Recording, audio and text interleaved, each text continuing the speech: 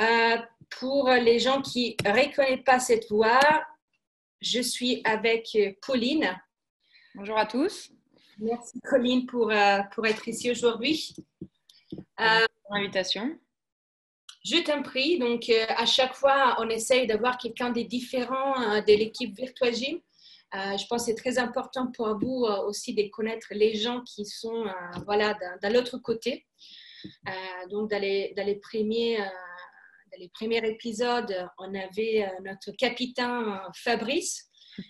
Fabrice, en fait, il s'occupe de notre service client à l'international, donc pas que la France. Et aujourd'hui, on a Pauline.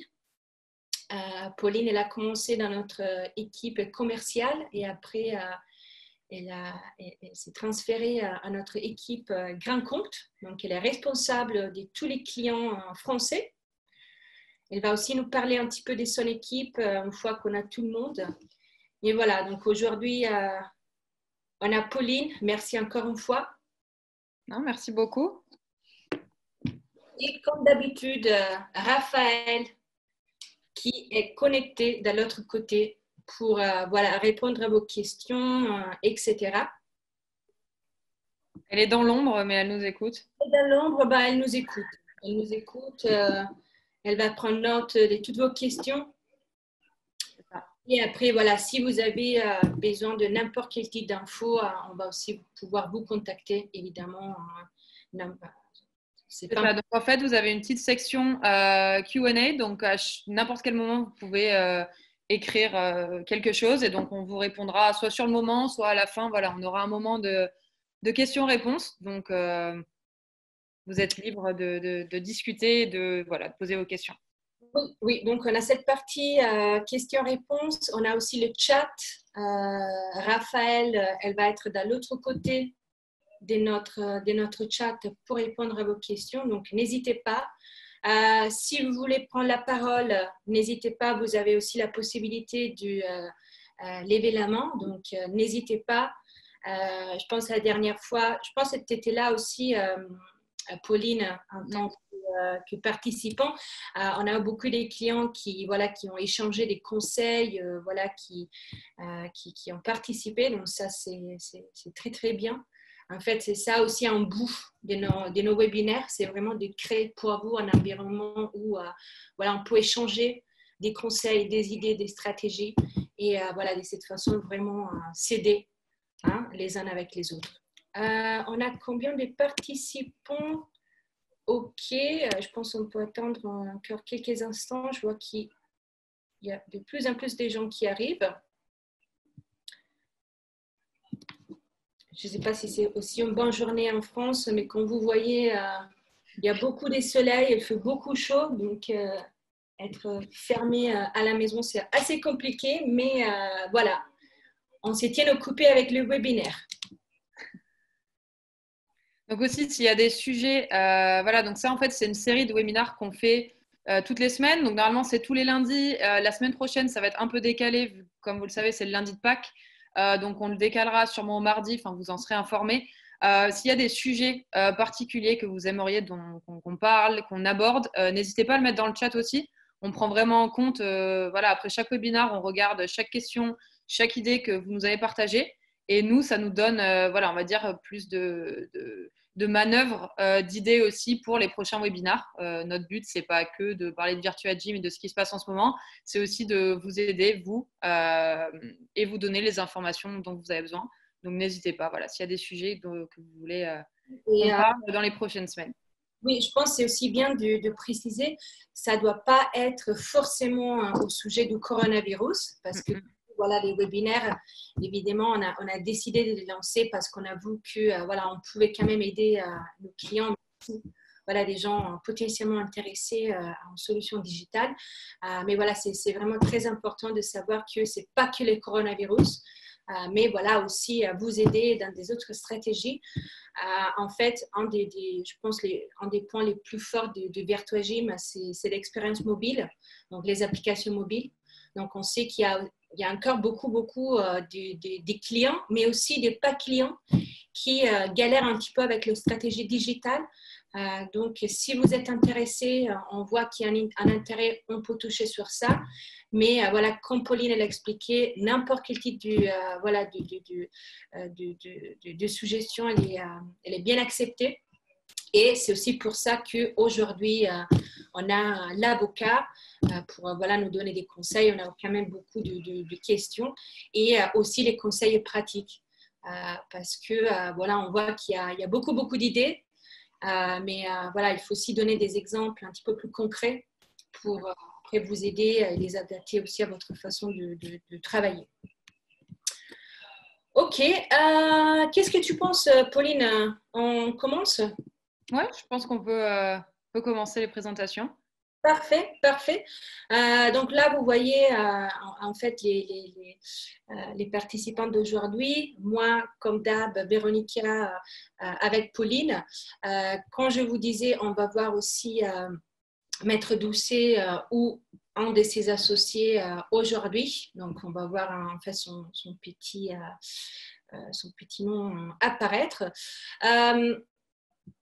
Pauline, j'aimerais bien savoir de ton côté, bon, moi je connais déjà, mais voilà, nous expliquer un petit peu qu'est-ce que vous faites à Key Account. Avant de commencer avec ça, je pensais bien de parler de l'agenda d'aujourd'hui. On va commencer avec toi, l'étoile d'aujourd'hui. Tu vas commencer en première. On va vous expliquer un petit peu comment adapter les cycles d'engagement client. Si vous êtes client VirtuaGym, vous avez vu ça quand on vous a présenté les logiciels. Donc, on va voir comment l'adapter à cette situation. Encore une fois, on va vous donner des conseils pratiques. Donc, pas seulement sur du coaching en ligne ou la vidéo en demande, mais voilà, autre chose aussi. On va voir l'intervention de notre spécialiste et après, comme d'habitude, on va vous donner la possibilité de poser des questions et aussi de vous répondre en direct. Donc, soyez pas timide. Pauline, oui. c'est quoi les Key Account Management à VirtuaGym ou les grands comptes, si on veut.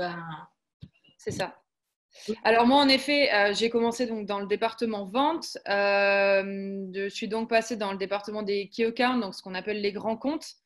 En tout, donc globalement, on en compte plus de 90, donc en Europe, en Afrique, aussi aux États-Unis et en Amérique du Sud. Francophone, donc pas seulement en France, mais aussi en Afrique du Nord ou même en Suisse, on en compte 7. Donc voilà, comme j'ai mis les logos à droite, California Gym, donc en Tunisie, une grosse chaîne de salles de sport très orientée technologie, donc vraiment pionnier dans ce domaine-là. On a aussi Metabolic, donc c'est des salles de sport sous la franchise Keep Cool. Espaceo, et aussi évidemment donc Basic Fit. Basic Fit n'est pas un key account francophone, c'est un key account néerlandais. Mais voilà, c'est une énorme salle de sport, chaîne de sport dans plusieurs pays, donc je l'ai quand même inclus ici. On a aussi par exemple, on a Nestlé, on va avoir Shadowbox, donc qui est un studio de boxe. Donc en fait, je pense que ça représente vraiment VirtuaGym en tant qu'entreprise, c'est-à-dire qu'on a aussi bien des clients de salles de sport, des entraîneurs personnels, des studios de yoga, même des piscines, on va dire piscines, salles de sport, ou même des entreprises qui ont le logiciel pour le bien-être des employés. Donc je pense que ça représente vraiment l'étendue de nos clients. Donc ce qu'on appelle nous grands comptes à VirtuaGym, c'est tout client qui a 5 établissements ou plus. Donc on va compter évidemment certaines exceptions. Mais voilà, par exemple, California Gym, ils ont 10 clubs, donc ils sont considérés comme grands comptes. Donc mes responsabilités, moi, sur à peu près ma dizaine de comptes que je gère chaque jour, c'est tout d'abord avoir des rendez-vous réguliers avec ces clients. Voilà, surtout par exemple en ce moment où il y a un peu la crise, on discute de quelles sont leurs idées. Donc les aider à mettre ça en place, mais aussi un peu la stratégie surtout digitale en ce moment. Par exemple, qu'est-ce qu'ils veulent proposer par l'application, qu'est-ce qu'ils veulent proposer sur la communauté en ligne, comment ils communiquent avec leurs clients. Donc voilà, les rendez-vous réguliers qu'on a, c'est pour discuter donc ce suivi stratégique. J'aide aussi tout ce qui est le support technique. Donc, dès qu'il y a des petits soucis, on va dire, au niveau du système ou qu'ils veulent savoir comment implémenter une fonctionnalité, voilà, je leur explique aussi. Et évidemment, nous, en tant que Key Account Manager, on est vraiment en liaison directe avec notre équipe produit. Donc, c'est-à-dire toutes les demandes de nouvelles fonctionnalités, on va en parler avec cette équipe produit, on va voir un peu la faisabilité, un peu la timeline dans laquelle on peut développer ça. Voilà, tout simplement pour aider à améliorer le produit de manière continue. Et puis finalement, voilà, une de mes dernières tâches, c'est aider à l'implémentation du système et au besoin donner des trainings donc, aux équipes. Voilà, par exemple, s'il y a une chaîne qui ouvre une nouvelle salle, voilà, par exemple dans une ville à Lyon, par exemple, bon, ben voilà, sur la demande du client, on peut se déplacer, faire les trainings aux équipes pour être sûr que tout le monde a l'outil en main. Parfait, parfait. Merci, merci beaucoup. Je pense la dernière fois, il y avait quelqu'un des California Gym qui avait parlé et partagé son expérience. Donc, on peut voir que voilà, même dans les pays francophones, on voit quand même beaucoup, voilà, beaucoup d'idées, beaucoup de stratégies qu'on peut aussi voilà, mettre en place en France, mais en fait n'importe où. Donc voilà, comme Pauline elle vous a expliqué, hein, en fait on a des grands comptes qui, voilà, Pauline en tant que responsable et point de contact, alors que les autres clients, ils ont Fabrice et son équipe, donc François et les restes de l'équipe qui, voilà, ils vous aident. On fait pour tout le monde, ça c'est une partie très très importante, c'est la partie de préparation du système et les formations d'équipe. Donc, à savoir que s'il y a quelqu'un d'entre vous qui voilà, a comme projet d'avoir une franchise ou tout simplement de grandir, on a aussi voilà, la possibilité de vous aider avec voilà, cette équipe spéciale et avec Pauline. Est-ce que tu veux rajouter autre chose, Pauline? Non, je pense que j'ai à peu près tout expliqué. Je pense que là, ce qui est vraiment important de montrer, c'est la diversité des clients qui représentent vraiment, en fait, même la diversité de l'ensemble de nos clients. Comme je disais, que ce soit des salles de sport ou même du bien-être en entreprise qui se développe beaucoup. Voilà, Virtual Gym peut vous aider, Ouais, qu'importe l'activité. Ouais. je vois beaucoup des demandes. Moi, j'aime toujours parler du Virtua Gym comme une boîte à outils. C'est-à-dire que, voilà, une vraie boîte à outils, on peut utiliser les différents outils des façons différentes pour faire des trucs différents. Et donc, voilà, c'est pour ça, voilà, l'analogie avec Virtua Gym parce que, voilà, les types de clients, il est vraiment, vraiment différent au niveau du business model, mais aussi de travail. Ouais. Parfait. Après, quand beaucoup d'entre vous sont déjà familiers avec ça, on vous parle toujours d'un cycle d'engagement client. C'est quoi ça? En fait, c'est basé sur notre expérience. Et pas parce que nous, on gère des salles de sport, parce que moi et Pauline, on n'est pas voilà, gérante des salles de sport, mais parce qu'on parle beaucoup avec nos clients, avec nos prospects. On essaye d'être toujours voilà, mise à jour sur les nouveautés de l'industrie. Et c'est à partir de ça, donc avec la collaboration aussi de nos clients, qu'on a voilà, créé ce qu'on appelle les cycles idéaux d'engagement client. Peut-être, Pauline, tu peux nous expliquer un petit peu comment ça marche, comment ça marchait en fait quand les salles de sport étaient fermées. Et après, on va vous expliquer comment on a adapté ça voilà, à la situation actuelle. C'est ça. En fait, comme Véronica elle a expliqué, ça c'est un modèle qu'on a développé donc avec nos clients, avec leur retour. On va dire que le cycle d'engagement client, ça va être l'ensemble des étapes, des contacts que vous allez faire avec votre client de A à Z. Donc à partir du premier contact jusqu'à, voilà, on va dire la relation continue client. Ce cycle d'engagement client de base, évidemment, prend en compte les contacts face à face, donc vos clients qui viennent vous voir, vos contacts face à face, vos check-in réguliers. Du fait de la situation actuelle, on va dire que ces étapes-là ne sont plus présentes. C'est pour ça qu'on va expliquer un peu comment ce cycle d'engagement client peut devenir digital. En fait, c'est pour ça, on va avoir un petit jeu de rôle. Donc, moi, je vais prendre le rôle du gérant, du coach, voilà, qui manage un peu mes clients. Et Véronica, donc, va être la cliente. Donc, ce qu'on va faire, après que je vous explique un peu le process là, je vais aller dans le système et je vais vous montrer comment vous pouvez avoir ce cycle d'engagement client, donc de continuer à rester en contact avec vos clients, de leur proposer de la valeur, voilà, de leur donner leur plan d'entraînement, leur plan de nutrition, comme si c'était, on va dire, dans une situation entre guillemets normale.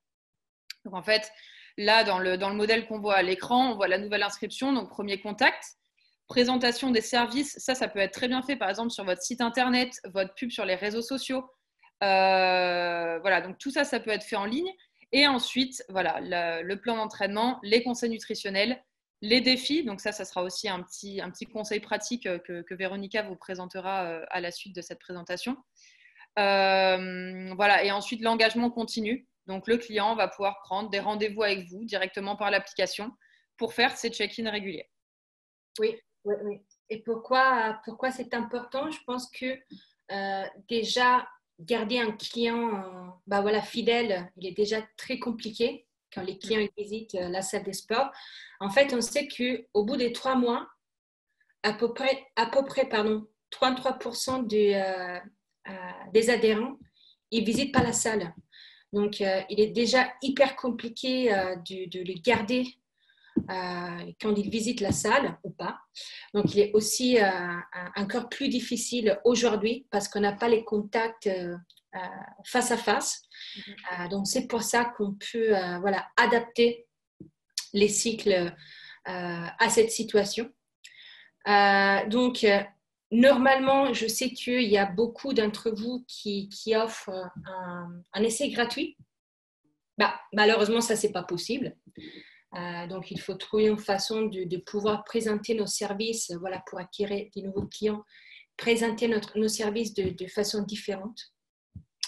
On a aussi la possibilité pour les clients Virtua Gym d'avoir des nouveaux clients à travers la boutique en ligne. Vous pouvez les connecter à votre site internet. Les miels des bienvenus, en fait, rien va changer parce que les clients, ils vont quand même recevoir un mail, donc un mail des bienvenus. On vous conseille surtout aujourd'hui, si vous avez un nouveau client qui vous rejoint, de l'appeler pour voilà, commencer à établir une relation avec la personne, pour voilà, les rassurer sur les prochaines étapes et peut-être déjà planifier une séance d'entretien. Donc, normalement, les clients, voilà, il va faire la séance d'entretien dans les studios, dans la salle des sports, avec un coach. Donc, on va demander un petit peu voilà, les objectifs, etc. Malheureusement, on ne peut pas faire ça. Donc, c'est un petit peu comme l'essai. Donc, encore une fois, on peut organiser un rendez-vous et faire ça de façon digitale. Comme vous voyez, on utilise Zoom, on peut partager notre écran, on peut communiquer, on peut voir en fait l'autre personne. Donc, on peut faire ça. À partir de ça, après, évidemment, les coachs, il va prendre quelques instants pour préparer un programme d'entraînement. Les programmes, il va être évidemment assigné au calendrier du client. Dans une situation normale, si les clients il va s'entraîner lui-même ou elle-même, il va pouvoir demander des conseils peut-être à quelqu'un de l'équipe dans la salle, ou si on a un coach personnel, il va pouvoir nous expliquer de façon un petit peu plus personnalisée tous les exercices. Encore une fois, ça, c'est pas possible. Donc, on a les vidéos 3D, on a les instructions pour chaque exercice et je ne sais pas si vous êtes au courant, mais on a lancé aussi les personnages féminins. Donc, si vous avez une salle de sport qui est pour femmes, mais évidemment, en fait, pour tout le monde, aussi avoir l'avatar féminin. Les conseils nutritionnels qu'on peut donner aux clients. Les défis. Sur les défis, je vais vous donner quelques idées aussi pour comment voilà, créer des récompenses pour les clients, idéalement des récompenses qu'ils vont pouvoir utiliser après. Donc, une fois que la salle de sport elle va être ouverte à nouveau. Les clients, ils ne vont pas vraiment pouvoir faire des cours, mais si vous avez des cours digitales, donc des cours en ligne, n'hésitez pas à créer un calendrier pour ça. Pourquoi c'est important d'avoir un calendrier? Ce n'est pas vraiment pour avoir une réservation dans l'espace, dans la salle, parce que voilà, c'est en ligne, mais c'est aussi pour voir un petit peu quelle est la réponse de vos clients. Peut-être après la crise, une fois qu'on a réouvert, ça peut être peut-être une adhésion pour les gens qui sont vraiment très occupés, pour les mamans qui n'ont pas vraiment le temps même pas de visiter la salle de sport.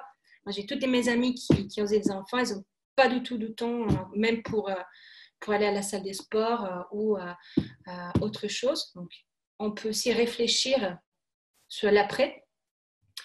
C'est hyper important d'avoir toutes les activités dans un calendrier. Donc, les coachs, mais aussi les clients, il va être responsabilisé, ce qu'on a fait, ce qu'on n'a pas fait. Les suivis progrès, donc là aussi, on peut organiser ça en ligne. Et voilà, on espère qu'une fois qu'on a la deuxième entretien, en fait, la salle de sport, les studios, elle va être ouverte à nouveau. Si ce n'est pas le cas, on espère quand même, on va pouvoir continuer avec les cycles. On a quelqu'un qui nous demande si c'est possible de montrer les calendriers. Oui, je vais vous montrer ça. Je pense Pauline, ouais. Elle a les côtés équipe, alors que moi, je suis la cliente. Il y a aussi quelqu'un Roman qui nous demande sous l'avatar féminin. En fait, là, c'est si on a l'appli sur notre ordinateur, je vais vous montrer dans quelques instants, on va pouvoir choisir en fait l'avatar, soit féminin, soit masculin. Donc, on a Brad Pitt pour les hommes et on a Emma Watson pour les femmes. C'est ça. Tu veux rajouter quelque chose, Pauline? Non, je pense que ça peut être intéressant de voir ça un peu en pratique parce que bon, ça peut paraître un peu abstrait pour pas mal de personnes. C'est quand même des concepts. Bon, je pense que la majorité d'entre vous connaissent déjà un peu ces processus-là. Mais en fait, chaque process se réfère en fait à un module que nous, on propose. Par exemple, l'email de bienvenue, il peut être automatisé par le logiciel. Tout ce qui va être les plans d'entraînement, évidemment, comme Véronica vient d'expliquer avec les avatars, les conseils nutritionnels, etc. Donc, je peux passer dans le système et puis on peut commencer du coup ce oui. rôle qu'on disait. Avant de commencer, encore une fois, à savoir que la plateforme, elle est vraiment flexible. C'est-à-dire que si vous, dans votre activité, vous n'avez pas de service de nutrition, les défis ne vous intéressent pas, c'est pas quelque chose qu'il faut faire. Ça, c'est un exemple. On sait qu'il y a des salles de sport. On a aussi des studios. On a aussi des studios qui ne sont pas forcément dans les fitness. Donc, après, à savoir que tout peut vraiment être adapté. Pour les studios, à savoir que quand même la base des données d'exercice, elle est vraiment, vraiment extensive. Donc, par exemple, si on a un studio yoga, on a aussi toutes des pauses yoga, etc. Ok. Pauline, est-ce que tu veux nous montrer un petit peu comment gérer dans les portails? Et moi, de mon côté, je vais aussi partager mon appli. Je pense que tu peux partager ton écran. Ça me met que je peux pas tant que tu es en train de le partager. Je pense qu'il faut que... Je vais terminer les miens. Ouais. Peut-être tu peux faire les tiens. Ouais. Ok. Donc là, je pense que vous pouvez voir le système. Oui, moi, je peux le voir. Donc, je pense qu'aussi tout le monde peut les faire. Super. Donc, en fait, pour ceux qui sont déjà venus aux autres webinaires, vous connaissez déjà ce portail. Donc, c'est un portail Virtua Gym, entièrement personnalisable. Alors là, ce qu'on va montrer, comme on a vu, c'est vraiment le cycle d'engagement client. Donc, je ne vais pas aller dans chaque module, etc. Là, ça va vraiment être par rapport à ce qu'on vient d'expliquer, ce qu'on vient de voir. Donc, en fait, ce que je vais faire, imaginons, j'ai eu une nouvelle cliente. Voilà, donc j'ai pu la créer dans le système, par exemple Léna Dupuis. Voilà, donc il y a certaines informations, on va dire, globales qui sont rentrées. Comme on disait, vous pouvez avoir un premier rendez-vous avec cette personne-là, donc en ligne, et faire donc, ce qu'on appelle une évaluation d'entrée. Voilà, vous pouvez remplir l'objectif principal de la personne, vous pouvez mettre son niveau et voilà, faire des notes des conversations que vous avez eues avec cette personne-là. Pareil pour tout ce qui est antécédents médicaux, ça va être très important de l'enregistrer quelque part. Quand vous allez créer les plans d'entraînement à donner à cette personne, si elle a des antécédents ou peut-être une opération au genou, voilà, il y a peut-être des exercices que vous allez vouloir adapter pour cette personne-là. Donc, c'est toujours intéressant d'avoir tout enregistré sur un profil. Donc, voilà, vous pouvez enregistrer voilà, toutes ces informations-là après votre premier rendez-vous. En fait, sur la partie comment attirer les clients pendant cette période, donc on fait juste l'étape précédente. Je pense que c'est bien d'utiliser, par exemple, des captures d'écran de votre appli, un exemple de plan d'entraînement. Ouais. Utilisez beaucoup les réseaux sociaux. Après, avoir ce qu'on appelle le call to action, donc un appel à l'action, littéralement. Donc ça peut être votre site internet. Ça peut être aussi évidemment la page Facebook pour se mettre en contact avec vous. Si après, c'est juste quelqu'un qui vous demande des infos, donc ce n'est pas quelqu'un qui, voilà, après ça va devenir client, on a aussi la gestion des prospects. Donc, savez que vous pouvez aussi avoir tous les prospects que, en fait, voilà, là, on peut voir tous les prospects. Si vous avez déjà des prospects, je vous conseille peut-être de les appeler pour proposer, voilà, si vous avez des solutions digitales, etc. Et après, une fois que la crise elle est terminée, si les prospects n'est pas devenu prospect, faire encore une fois un suivi. Donc là, on voit beaucoup Facebook, Instagram marcher. Il y a beaucoup des groupes où les gens ils s'entraînent entre eux. Il n'y a pas des professionnels dans ces types de groupes, je vous assure. Donc voilà, c'est aussi à vous de voilà, proposer vos services et évidemment utiliser surtout l'appli. Je pense c'est un très grand plus. Ouais. Mais l'idée que tu as donnée justement de faire des screenshots par exemple de l'application mobile et de les partager sur les réseaux sociaux, c'est justement une idée dont j'avais parlé avec un de mes clients qui en fait voulait faire ça pour attirer les clients qui sont peut-être dans une autre salle de sport et peut-être que cette salle de sport ne propose pas d'alternative digitale. Donc d'attirer ces clients-là, de leur proposer voilà, cette valeur supplémentaire sur les réseaux sociaux, de partager par exemple un plan d'entraînement par semaine. Et puis ensuite, qui sait, quand les salles vont réouvrir, peut-être que ces clients-là vont vouloir aller dans la nouvelle salle qui leur a proposé toutes ces alternatives pendant peut-être ce mois-là ou ces 2 mois-ci. Donc, c'est une période où vous pouvez faire la différence. Voilà, comme on disait, par exemple, en partageant sur vos réseaux sociaux ou autres les plans d'entraînement, par exemple, ou des conseils nutritionnels, ou voilà, ce que vous avez envie de partager. Ouais. Je pense qu'il y avait quelqu'un qui nous demandait, en fait, au lieu de faire des screenshots, si c'est possible de se lier à nos réseaux sociaux. Malheureusement, ça, c'est pas possible. La raison, en fait, elle est simple. La communauté Virtua Gym et Facebook, ils sont des réseaux sociaux, mais Facebook, c'est un réseau social public, alors que Virtua Gym, il est privé. Donc, les bouts de Virtua Gym est vraiment de fidéliser vos clients, alors que les bouts de Facebook est aussi d'attirer de nouveaux clients. Donc, les types de stratégies, les types de contenus, il est différent. Donc, c'est pour cette raison qu'on a décidé de garder les deux séparés. C'est ça, c'est 2 stratégies complètement différentes. Les réseaux sociaux, pardon, ça va vraiment être pour faire votre promotion, donner de la valeur aux gens externes. Par contre, vos clients qui vont être dans le logiciel, qui vont être dans Virtua Gym, on va dire c'est un peu plus privé. C'est là où vous allez vraiment leur proposer la valeur, leur donner les services pour lesquels ils ont payé. Voilà, donc c'est vraiment vos clients actuels et tout ce qui est prospecting, voilà, ça se fait en dehors. Ouais, moi, j'ai aussi des clients qui ont créé une petite vidéo avec l'appli.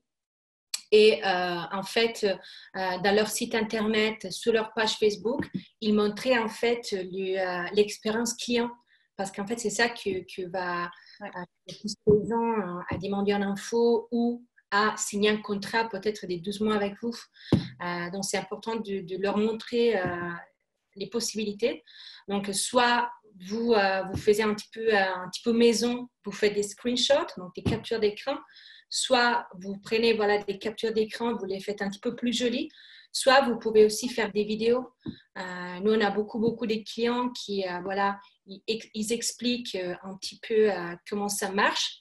Et en fait, là qu'on parle, ça me souvient aussi à notre client qui, en fait, il rajoute la vidéo aussi dans la communauté. Donc, en fait, s'il y a quelqu'un qui est nouveau membre, en fait, ils vont pouvoir accéder à la vidéo explicative pour voir un petit peu où trouver toutes les infos. Désolée, Pauline, Non, il n'y a pas de souci. j'ai pris la parole, mais je pensais que c'était important de parler aussi de prospection et Ouais. comment. Complètement, complètement. Donc, en effet, vous pouvez rentrer donc, les prospects qui, par exemple, vous envoyez un message sur Facebook, sur Instagram, qui sont peut-être intéressés. Et en fait, vous pouvez mettre à jour où est-ce que ça en est avec cette personne-là.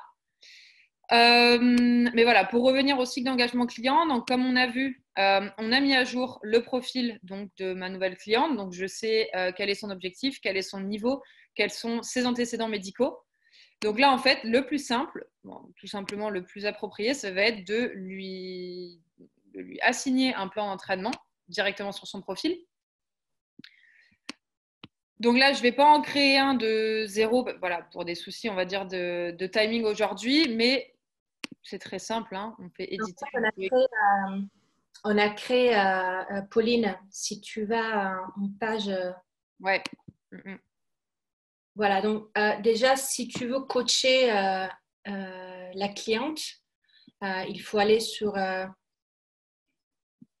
Non, tu peux assigner en fait directement ici et on va rentrer le nom du client. Oui, ça, c'est l'assignement en masse. Je voulais juste montrer deux profils clients, mais c'est pas grave. Les deux sont possibles. Ouais, les deux sont possibles. On va directement depuis le profil. Et ensuite, en fait, en haut ici, vous avez les petits onglets qui vont se rapporter en fait au suivi donc, de votre cliente.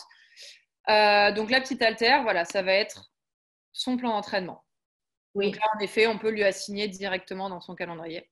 Oui, si tu vas en fait dans l'objectif, avec Fabrice, la dernière fois, on avait aussi créé des entraînements à la maison. Ouais.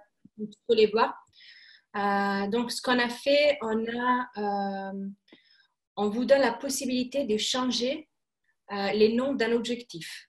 C'est-à-dire que si, normalement, on a des objectifs fixés, là, vous pouvez, par exemple, créer un objectif qui est l'entraînement à la maison. Créer tous des plans d'entraînement qui ont à faire avec l'entraînement à la maison. Donc, peut-être utiliser une table, des bouteilles d'eau, etc. Et voilà, après, on peut les planifier.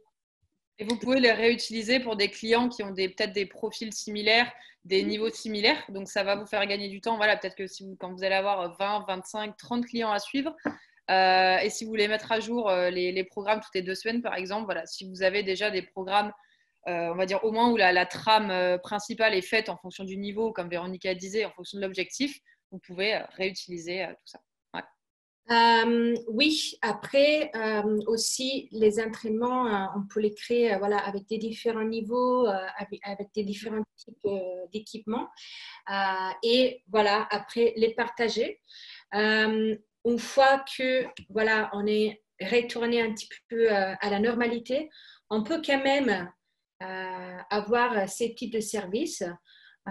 Pas forcément l'entraînement à la maison. Moi, j'ai beaucoup de clients qui font l'entraînement à vacances ou en préparation de vacances.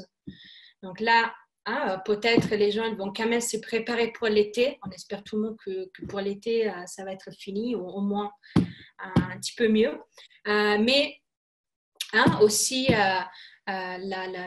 pour l'hiver, donc les gens qui se préparent au ski. Moi, j'ai un client qui est basé au nord de l'Italie. juste à la frontière avec la France. Et du coup, ils proposent des entraînements que les gens ils peuvent faire avant de aller au ski. Donc après, ça vous donne aussi des possibilités, voilà, aussi pour après. Moi, au moins pour mes clients, on aime toujours demander l'avis de nos clients. Donc dans la communauté, vous avez aussi la possibilité de lancer un sondage ou si vous voulez aussi, si vous appelez les clients, vous avez un nouveau client, vous pouvez commencer à demander un petit peu les questions. Mais voilà, donc ça, c'est aussi quelque chose qu'on peut garder après. Ou peut-être, encore une fois, des gens qui travaillent beaucoup pour leur boulot. Moi, j'ai un client qui travaille que avec des professionnels. Les professionnels, il va visiter l'hôtel. Dans l'hôtel, normalement, aujourd'hui, on a toujours une petite salle de sport. On donne, soit on prend une photo envoyée au coach, soit on prend note de l'équipement. Et basé sur ça, mon coach il va me préparer un plan qui est complètement personnalisé, même basé sur les types d'équipements qu'il j'ai dans mon hôtel. Donc, après, comme vous savez, Fabrice et son équipe, ils sont toujours là aussi pour vous donner des conseils à ces niveaux-là. Tout à fait, ouais. Pour les gens qui voyagent beaucoup, etc., c'est vrai que ça se développe aussi pas mal. Tout ce monde du fitness dans les hôtels, de plus en plus, en effet. Donc voilà, en fait, vous allez pouvoir développer donc, vos plans d'entraînement de A à Z. Comme j'ai dit, on ne va pas le faire aujourd'hui. Si c'est quelque chose qui peut vous intéresser, soit vous pouvez demander une démonstration, soit on pourra peut-être parler de ça un peu plus spécifiquement, si c'est quelque chose, si c'est un sujet que vous voulez qu'on aborde plus en détail, le coaching en ligne, etc. Mais voilà, là pour suivre un peu le cycle d'engagement client, donc en fait on va planifier l'entraînement dans le calendrier de votre client. Là voilà, on peut dire on va démarrer, on peut prendre dans le futur, par exemple lundi prochain, et ça sera un plan pour un mois. Voilà, peut-être que c'est sur 3 jours, on peut dire le lundi, le jeudi et le samedi, ou peut-être le dimanche, si votre client préfère faire ça les week-ends. Bon, vous pouvez adapter, et donc dans ce cas-là, on assigne. Et voilà. Et donc là, on peut voir les jours, le 13, le 16, le 19, le 26, le 23, où voilà, votre client, il va avoir quelque chose à faire. Donc lui, il va pouvoir avoir des petits rappels sur son téléphone dans l'application qui lui dit qu'il a un entraînement à faire, ou directement, comme on va le voir avec Véronica, on va voir un peu la vue client sur l'application. Voilà, pour le client. Donc ça, lui, il le reçoit directement. Est-ce que je devrais montrer les plans de nutrition ou... Je pense qu'on peut les toucher, pas trop, aussi pour ce que je voulais rajouter en fait sur cette partie, c'est que peu importe si vous avez une grosse salle de sport ou pas, en fait, l'un des bénéfices, surtout sur les côtés plein d'entraînement, c'est la possibilité d'écrire des modèles. C'est-à-dire que si vous êtes coach sportif ou vous êtes les seuls coachs dans la salle, vous avez vos propres modèles, en fait, vous les utilisez vous-même. Si vous avez une structure plus, un petit peu plus grande, alors vous avez la possibilité de créer les modèles et les partager avec les autres coachs. Donc, soit vous avez les coachs avec plus d'expérience qui créent les modèles, ils les partagent avec les autres. Et de cette façon, on va aussi toujours assurer la qualité. Ouais. Parce que c'est important que si je m'entraîne avec Pauline ou je m'entraîne avec Fabrice, j'ai quand même la même qualité. Donc, c'est pour ça qu'on peut au moins standardiser cette partie-là. Exactement, exactement. C'est ça, en fait, vous pouvez travailler sur ces plans d'entraînement en équipe pour les assigner donc, à tous vos clients, en effet. Et en ce qui concerne les plans nutritionnels, donc là, on va juste avoir, on va dire, la trame, le processus qui va vous amener à donner un plan d'entraînement, un plan de nutrition à quelqu'un. Donc là, en fait, dans un premier temps, on va avoir les données personnelles du client. Donc ça, c'est synchronisé avec son profil. Vous pouvez aussi, évidemment, les adapter. Les informations de style de vie. Donc voilà, peut-être par rapport à la première discussion que vous avez eue avec cette personne, vous savez qu'elle elle dort assez bien, elle a un travail... Elle a un travail de bureau classique, voilà, les autres informations. L'objectif personnel, perdre du poids, stabiliser ou en gagner. Alors, on peut dire par exemple stabiliser. Et dans ce cas-là, le système va proposer en fait plusieurs diètes avec plusieurs répartitions des macronutriments, donc comme on les voit ici. Vous pouvez créer la vôtre, voilà, personnalisée, donc avec votre expertise, dire voilà, moi je pense qu'il faudrait peut-être adapter de telle manière les glucides, les protéines et les graisses. Ça, c'est comme vous le souhaitez. Et ensuite, le client va recevoir une vue d'ensemble des calories qu'il a à manger sur la journée avec la répartition des macronutriments. Oui, on sait qu'il y a des limitations en France. Donc, vous savez, voilà, si vous pouvez faire ça ou pas. Ça dépend vraiment, dépend vraiment de vous. Si vous voulez, vous n'êtes pas intéressé à cette partie, on a la possibilité de la enlever complètement. Donc, le client ne va même pas voir qu'il y a une appli sur la nutrition. C'est ça. Ouais. Et en fait, après, le client, tout ce qu'il a à faire, c'est de noter ses aliments ou bien vous pouvez lui créer des programmes, en fait, des recettes qu'il va devoir suivre et valider chaque jour. Et un dernier point qui va être intéressant, c'est le tracker de progrès, où en fait, vous allez pouvoir décider quelles vont être on va dire les matrices, les éléments que la personne va devoir enregistrer. Donc, ça peut être l'IMC. Voilà, on a plus de 350. On peut prendre, par exemple, les proportions du corps. Peut-être quelqu'un qui a un objectif de compétition. Vous allez peut-être vouloir voilà, prendre la qualité du muscle ou bien, par exemple, le tour de taille ajouté. Donc ça, vous pouvez personnaliser par client. Donc c'est vraiment du coaching personnalisé tout simplement. Le client, quand il va remplir en fait les valeurs, il va y avoir donc des graphiques d'évolution que vous pouvez accéder et que vos clients peuvent accéder aussi par leur profil. Parfait. En même temps, j'ai un mail de la part de notre avocat. Normalement, dans une dizaine de minutes, il doit être là. Est-ce qu'il y a autre chose que tu veux nous montrer, Pauline? Ah oui, je pense que les plannings, montrer comment on peut créer un planning pour les cours, les activités en ligne. En fait, c'est hyper simple. C'est la même chose. En fait, on va avoir deux types de planning. Le planning là, c'est ce qu'on appelle, enfin ce que j'appelle le planning à créneau fixe. Vous allez tout simplement mettre vos disponibilités qui sont, on va dire, assez régulières chaque semaine. Voilà, vélo virtuel, crossfit, etc. Pour chaque cours, vous allez pouvoir décider du nombre de personnes maximum autorisées.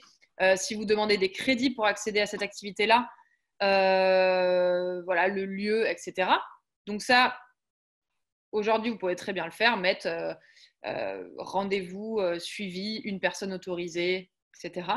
Ou bien, on va avoir plutôt le calendrier de rendez-vous. Ça, c'est un calendrier plus flexible, en fait, qui va se baser sur vos disponibilités que vous pouvez remplir jour après jour. Ou même si vous avez plusieurs employés. Si l'employé 1, il est disponible, on peut faire gérer les ressources. L'employé 1 va être disponible, par exemple, là, on peut voir voilà, mercredi de 6h30 à 22h et que l'employé 2 va être disponible de 16h à minuit. Dans ce cas-là, voilà, vous avez une vue d'ensemble des différentes disponibilités. Et ensuite, vous pouvez réserver des clients. Donc, eux peuvent le faire depuis leur application mobile. Vous pouvez le faire depuis la plateforme web. Voilà, sélectionner une catégorie, small group training, on peut mettre suivi nutritionnel, check-in, coaching personnalisé, etc. Voilà, training. Et ça, c'est aussi pour garder l'équipe occupée parce que du coup, voilà, on sait qu'il y a beaucoup d'entre vous qui se demandent voilà, qu'est-ce que je dois faire avec mon équipe. Évidemment, il y a personne qui veut virer des gens. Donc, je pense que c'est aussi bien de garder l'équipe motivée, occupée. Je vais vous montrer aussi des autres exemples sur comment faire ça. Et voilà, je pense qu'on a Monsieur Simoneau, notre invité pour aujourd'hui, qui a levé la main. Donc, on va lui donner la parole. Alors, je pense qu'il faut que j'arrête le partage. Ou est-ce que tu peux partager le PowerPoint ou pas?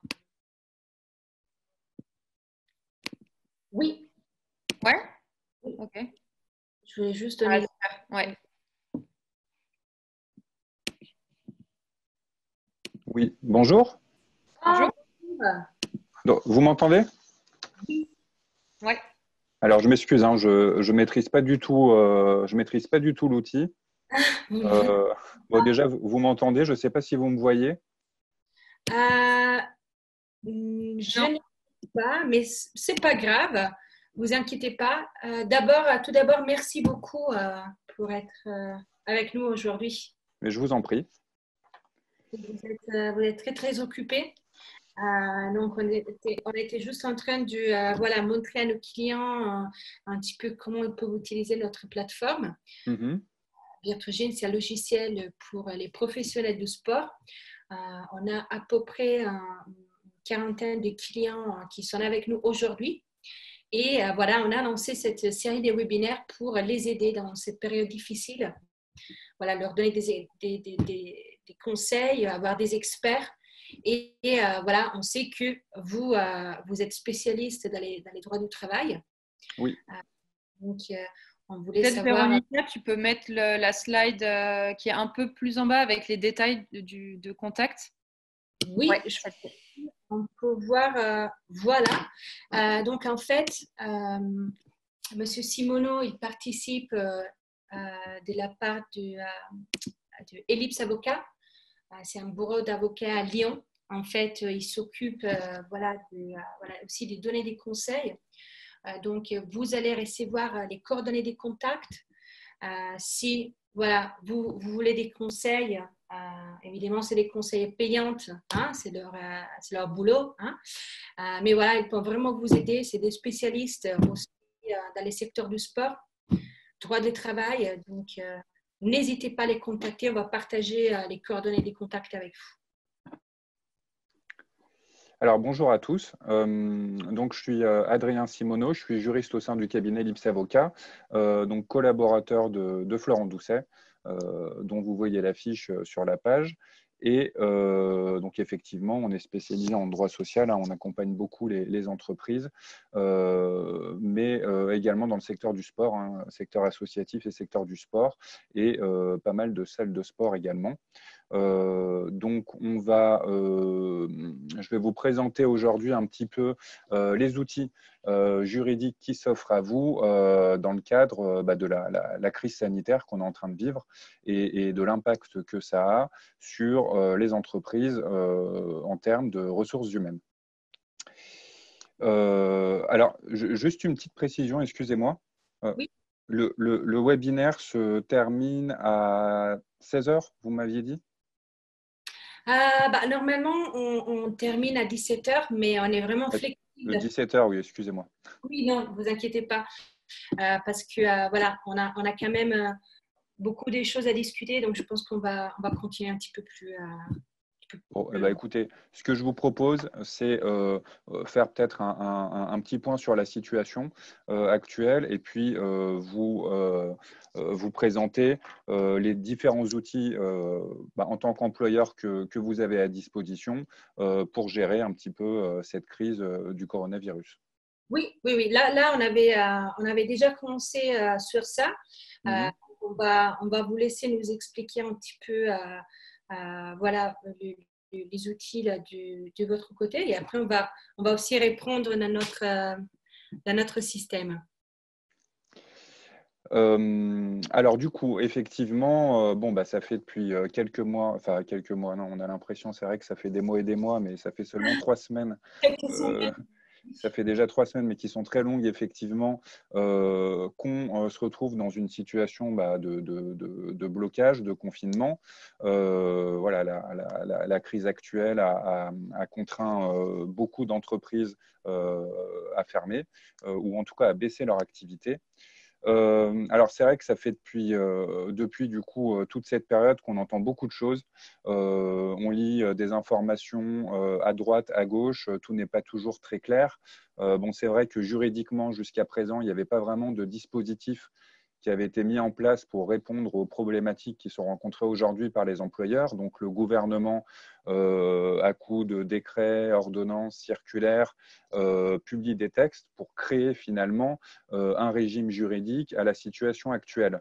Donc c'est vrai qu'on est un petit peu à tâtons, les choses ne sont pas très claires et la surinformation finalement par rapport à la situation actuelle fait que ça peut être assez brumeux et en tout cas on n'y voit pas vraiment très clair sur les possibilités qu'on a aujourd'hui, par exemple d'être en activité partielle, ce que ça peut impliquer pour l'employeur, pour les salariés, en termes de responsabilité, en termes de rémunération, etc. Donc voilà, je vais essayer de vous faire une petite présentation et le plus possible de vous clarifier un petit peu la situation et les choses en tant qu'employeur que vous pouvez faire pour répondre à cette situation de crise. Voilà, alors étant précisé que juridiquement, tous les outils ne sont pas encore totalement aboutis. Le régime juridique, par exemple, de la mise en activité partielle n'est pas encore totalement terminé. Il y a déjà plusieurs textes qui sont parus ces derniers jours pour préciser un petit peu les contours de ce dispositif, mais tout n'a pas encore été finalisé. Donc voilà, on est encore aujourd'hui dans une situation, sur certains points, je dirais, une situation d'incertitude.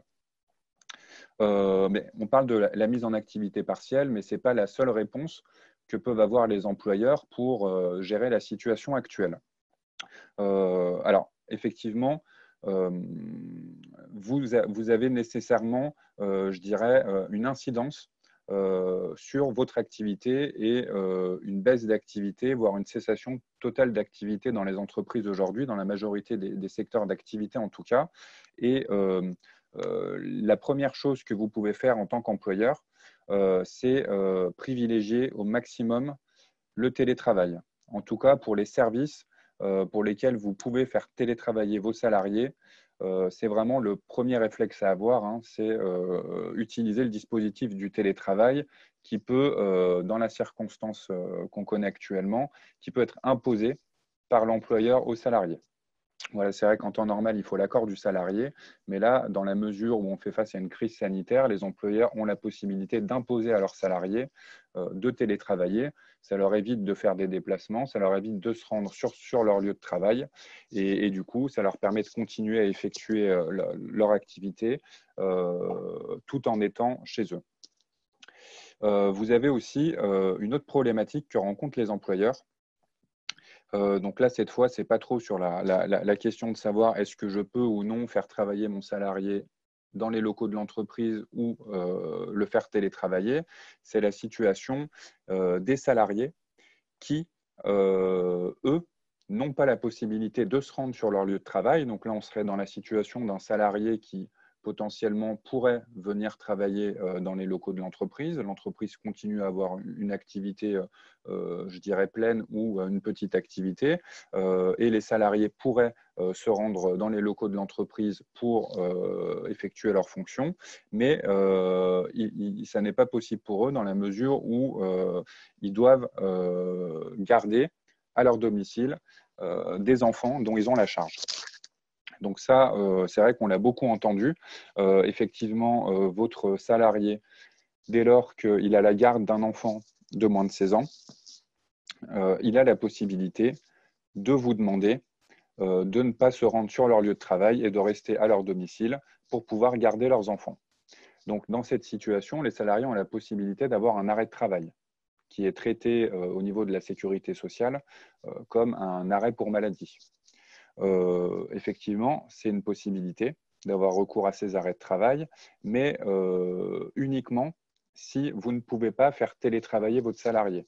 C'est-à-dire qu'un employeur pourrait très bien dire à son salarié aucune difficulté pour que tu restes à ton domicile, ça te permet de t'occuper de tes enfants dont tu as la garde, mais par contre, tu vas continuer à travailler en télétravaillant. Donc dès lors que le télétravail est possible, il doit être privilégié. Et ce n'est uniquement que dans l'hypothèse où les fonctions du salarié font que le télétravail n'est pas possible, que le salarié qui est contraint de rester à son domicile peut être mis en arrêt de travail. Donc durant cet arrêt de travail, le salarié bénéficie d'indemnités journalières de la sécurité sociale et d'un complément qui est versé par son employeur qui lui permet d'atteindre 90% de sa rémunération. Donc voilà, la seconde chose importante actuellement pour les employeurs, c'est la problématique des arrêts de travail pour enfants à charge.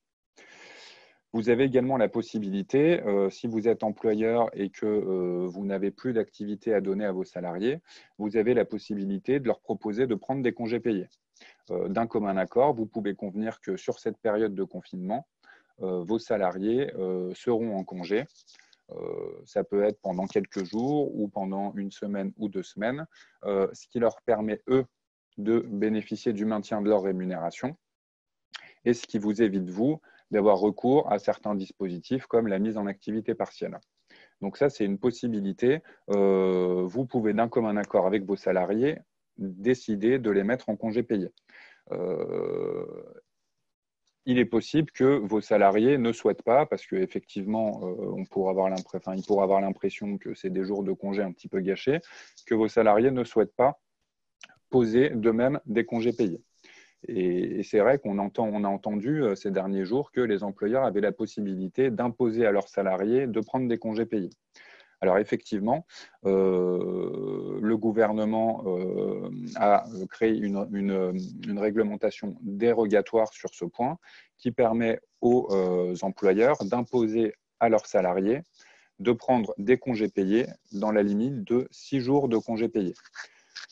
Toutefois, pour pouvoir leur imposer cette prise de congés payés, il faut que ce soit prévu par accord collectif, c'est-à-dire il faut que la convention collective de branche qui s'applique à l'employeur prévoie cette possibilité, ce qui clairement n'est probablement pas le cas pour le moment, puisque ça impliquerait que les partenaires sociaux se soient réunis pour signer un avenant à la convention collective. Donc ça, on peut, je pense, dans la majorité des cas, l'écarter. Vous avez également la possibilité de prévoir ce mode dérogatoire de prise de congés payés, donc le fait que l'employeur impose à ses salariés la prise des congés payés, vous pouvez le prévoir par accord d'entreprise, donc directement au sein de l'entreprise. Si vous avez cet accord collectif qui le prévoit, effectivement, l'employeur va pouvoir imposer aux salariés, moyennant quand même le respect d'un délai de prévenance de 1 jour, ce qui est quand même relativement peu par rapport à la réglementation classique, vous allez pouvoir imposer à vos salariés de prendre des congés payés. Vous avez également la problématique des jours de repos. Effectivement, pour imposer à vos salariés de poser des congés payés, il faut qu'il y ait un accord collectif qui le prévoit.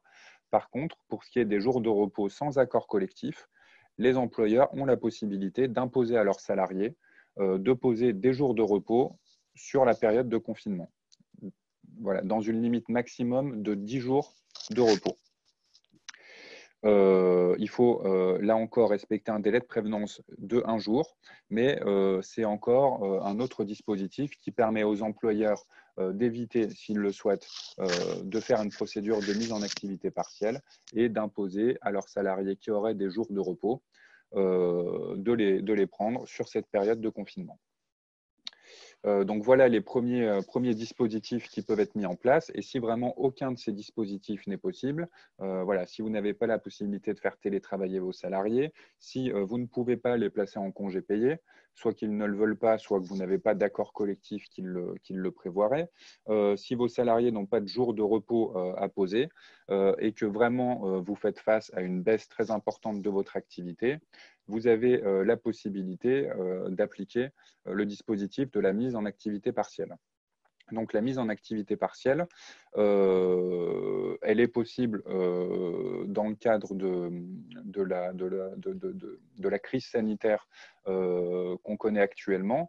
Elle est possible et elle vous permet de mettre votre salarié en activité partielle sous 2 formes, c'est-à-dire que vous pouvez décider soit d'arrêter totalement l'activité de l'entreprise pour tous les salariés de l'entreprise ou pour seulement certains services, c'est-à-dire que vous avez la possibilité de continuer à faire fonctionner votre entreprise, mais mettre en activité partielle totale certains services de l'entreprise. Donc ça, c'est la première forme que peut prendre la mise en activité partielle. Vous en avez une seconde, c'est la mise en activité partielle par baisse de la durée du travail de vos salariés. Donc là, on est dans l'hypothèse d'une entreprise qui continue à avoir un petit peu d'activité, mais une activité qui est bien moins importante que celle qu'elle devrait avoir normalement. Et donc, n'ayant que peu d'activité, elle va mettre en place une mise en activité partielle en baissant la durée du travail des salariés. Donc, un salarié à temps plein, potentiellement, pourrait ne travailler que 5, 6, 7 heures par semaine. Voilà, de quoi lui permettre d'effectuer les quelques tâches qu'il a effectuées dans la semaine, mais sans pour autant le mettre à l'arrêt total. Donc, deux formes de mise en activité partielle, par arrêt total d'activité ou par baisse de la durée du travail de vos salariés. Sachant que vous pouvez utiliser ces deux formes en même temps au sein de la même entreprise pour deux services différents. C'est-à-dire que vous pouvez mettre un service en arrêt total d'activité et pour un autre service, appliquer une baisse de leur durée du travail. Vous pouvez également mettre en activité partielle uniquement un service, puis pour un autre service, ne pas du tout appliquer le dispositif de l'activité partielle et les faire télétravailler. Voilà, c'est possible. Vous avez cette possibilité de moduler vraiment en fonction des besoins de l'entreprise et de la baisse effective de son activité. Alors, effectivement, les employeurs ont la possibilité de se mettre en activité partielle, mais est-ce qu'on peut mettre tous nos salariés en activité partielle ou est-ce que certaines catégories de salariés ne peuvent pas être mis en activité partielle? Alors, effectivement, dans le régime précédent d'activité partielle, il y avait certaines catégories de salariés qui en étaient exclus. Désormais, on a la possibilité de mettre quasiment tous nos salariés en activité partielle. Donc, ce dispositif s'applique pour un salarié qui est en contrat de travail à durée déterminée, pour un salarié qui est en contrat de travail à durée indéterminée, pour un salarié qui est soumis à un forfait en jours ou en heures sur l'année, par exemple. Pour les salariés qui sont à temps partiel, tous les salariés peuvent bénéficier de ce dispositif. Donc, l'employeur peut faire une demande de mise en activité partielle pour tous ses salariés. Donc, le principe, c'est que en se mettant en activité partielle, les salariés, du coup, vont avoir une baisse de leur durée du travail ou un arrêt total de leur activité et donc plus du tout d'heures de travail. Donc, c'est ce qu'on appelle les heures chômées, c'est-à-dire les heures qui normalement auraient dû être effectuées par le salarié, mais qui, compte tenu de la mise en activité partielle, ne sont pas effectuées. Eh bien, ces heures, elles vont donner lieu à une indemnisation, c'est-à-dire que le salarié n'effectuera pas ces heures dans le cadre de la mise en activité partielle, mais il percevra malgré tout une indemnité de la part de son employeur qui correspondra à 70% de sa rémunération.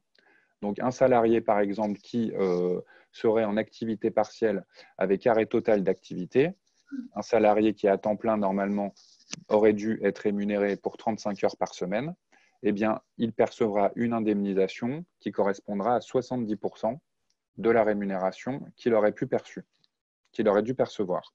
Donc, 70% de la rémunération brute pour le salarié, ça va correspondre concrètement à 84% de la rémunération nette.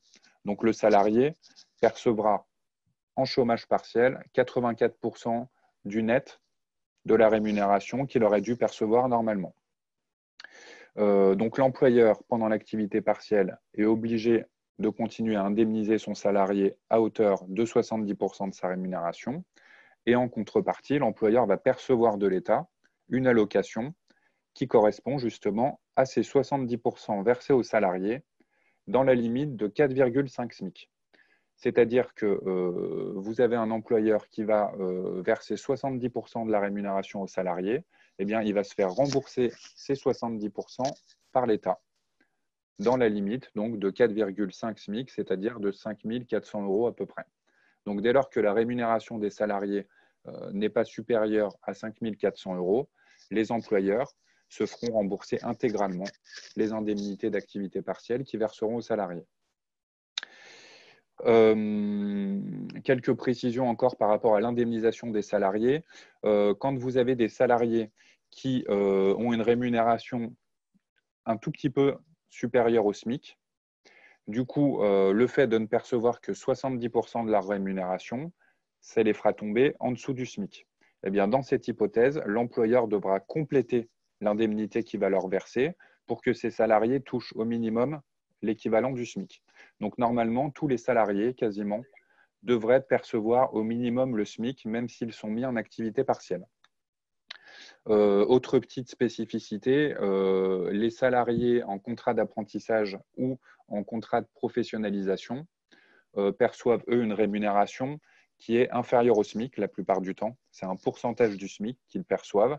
Et donc, ces salariés, quand ils sont mis en activité partielle, le gouvernement a prévu que ces salariés continueraient à bénéficier de la totalité de la rémunération qu'ils percevaient en temps normal pendant la mise en activité partielle. Donc, pour les salariés apprentis ou en contrat de professionnalisation, même en activité partielle, ils continueront à percevoir 100% de leur rémunération antérieure. Donc, voilà le dispositif de l'activité partielle, ce que ça implique pour les employeurs et pour les salariés.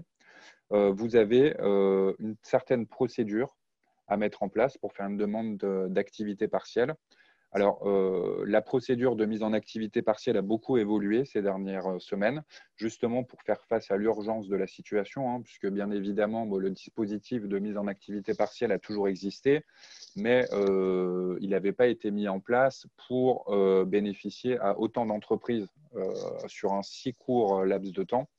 Et donc, bien évidemment, c'est des demandes qui se font, c'est des demandes dématérialisées qui se font par Internet. Forcément, les serveurs de l'administration sont tous bloqués, ils sont tous saturés. Et donc, le gouvernement a décidé d'assouplir beaucoup la procédure qui doit être qui permet la mise en place de l'activité partielle. Donc, il faut se rendre sur un site Internet dédié pour pouvoir faire cette demande. Dans un premier temps, quand on décide de mettre en place l'activité partielle dans son entreprise, il faut obligatoirement consulter son comité social et économique. Normalement, cette consultation doit se faire avant de faire la demande de mise en activité partielle. Eh bien, de manière dérogatoire, il est possible, justement, puisqu'il faut faire face à l'urgence, il est possible de faire la demande de mise en activité partielle et de ne consulter le CSE qu'ensuite, dans les 2 mois de la demande de mise en activité partielle. Donc, c'est un premier assouplissement. Second assouplissement, normalement, la consultation du comité social et économique, quand il existe dans l'entreprise, est obligatoire. Là, le ministère du Travail a précisé que ce n'était obligatoire que pour les entreprises de plus de 50 salariés. Donc, pour les entreprises de moins de 50 salariés, même si elles ont un comité social et économique, ces entreprises ne sont pas obligées de consulter le CSE et peuvent directement faire une demande de mise en activité partielle. Troisième assouplissement, normalement, toutes les entreprises d'au moins 11 salariés doivent avoir mis en place un comité social et économique.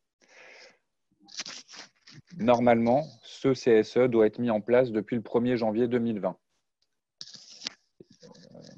Alors, c'est une obligation. Il y a bien évidemment encore certaines entreprises qui ne l'ont pas mis en place et du coup, qui se demandaient si elles pouvaient malgré tout faire une demande de mise en activité partielle, puisque normalement, quand on est tenu d'avoir un CSE et qu'aucune démarche n'a été faite pour mettre en place ce CSE, toutes les procédures qui impliquent la consultation du CSE sont nulles. Donc, effectivement, la mise en activité partielle aurait pu suivre ce même régime et être considérée comme nulle en l'absence de consultation du CSE. Mais là encore, le gouvernement a décidé d'assouplir un petit peu la procédure et a précisé que pour les entreprises qui avaient l'obligation d'avoir un CSE mais qui ne l'ont pas encore mis en place, elles pourraient malgré tout faire une demande de mise en activité partielle sans que cette demande soit remise en cause par l'administration. Donc voilà. Pour ce qui est de la consultation du CSE, avant de faire cette demande de mise en activité partielle, vous avez par contre une obligation, quelque chose de vraiment très important à faire, c'est d'informer les salariés. Informer les salariés que vous allez les mettre en activité partielle et que vous allez faire une demande à l'administration de mise en activité partielle. Cette information aux salariés, elle est très importante puisque, effectivement, vous vous doutez bien, vu le nombre de demandes de mise en activité partielle qui sont faites aujourd'hui en France, l'administration ne vérifie pas tous les dossiers et qu'elle accepte des demandes de mise en activité partielle qui ne seraient peut-être pas valables. Donc, il est probable que dans les mois à venir, l'administration fasse des contrôles a posteriori. et qu'elle vérifie auprès de certaines entreprises que les conditions légales pour mettre son activité pour mettre son entreprise en activité partielle étaient bien remplies. Et c'est là où l'information du salarié est très importante puisqu'elle va vous permettre de justifier auprès de l'administration de la date à laquelle vous avez informé vos salariés de leur mise en activité partielle, qui est la date de début finalement de la mise en activité partielle de votre entreprise. Donc cette information aux salariés, elle doit se faire par écrit avant de les mettre en activité partielle. Il faut vraiment les en informer. Au niveau technique, donc, il faut se rendre sur le site chômage, mise en activité partielle. On se crée un compte. Vous allez recevoir 3 mails. Donc, c'est pour ça que la procédure, la demande de mise en activité partielle est très longue en ce moment. Nous, on a beaucoup de clients qui ont fait cette demande il y a plus d'une dizaine de jours et qui n'ont toujours pas de retour de l'administration. L'administration doit avoir du mal à faire face à toutes ces demandes qui arrivent simultanément. Mais normalement, vous créez un compte et vous devez recevoir 3 mails. Donc, un mail d'identification.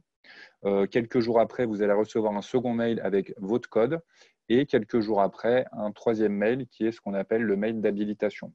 Une fois que vous aurez reçu ces 3 mails, vous allez pouvoir faire votre demande de mise en activité partielle en ligne sur le site Internet. Vous avez 30 jours pour en faire la demande. C'est-à-dire qu'à partir de la date à laquelle vous avez informé vos salariés de leur mise en activité partielle, vous avez 30 jours pour régulariser la situation sur le site Internet et déclarer la mise en activité partielle de l'entreprise. Vous allez devoir, quand vous faites cette demande de mise en activité partielle, vous allez devoir la motiver, la justifier. Aujourd'hui, on ne peut pas se contenter de dire je fais une demande de mise en activité partielle en raison du coronavirus. Si vous vous contentez de justifier la demande de mise en activité partielle par l'épidémie de coronavirus, il y a de fortes chances que la demande soit refusée. Il faut vraiment expliquer et motiver en expliquant l'incidence de l'épidémie de coronavirus, les conséquences qu'elle a sur l'activité de votre entreprise. Ça peut être une fermeture administrative. Il y a certaines structures qui sont fermées administrativement, donc auquel cas il faut le préciser. Ça peut être les clients qui ne se rendent plus dans votre entreprise puisqu'ils sont confinés chez eux. Et que vous ne faites pas partie des entreprises qui peuvent continuer, des commerces de première nécessité qui peuvent continuer à ouvrir et à recevoir du public. Ça peut être du coup une baisse du chiffre d'affaires. Voilà, vous avez différentes possibilités selon la situation de l'entreprise, mais il faut vraiment motiver en détail, en tout cas en détaillant le plus possible, l'incidence, l'impact de l'épidémie de coronavirus sur l'activité de votre entreprise. Et du coup, ce qui vous a poussé aujourd'hui à faire cette demande de mise en activité partielle.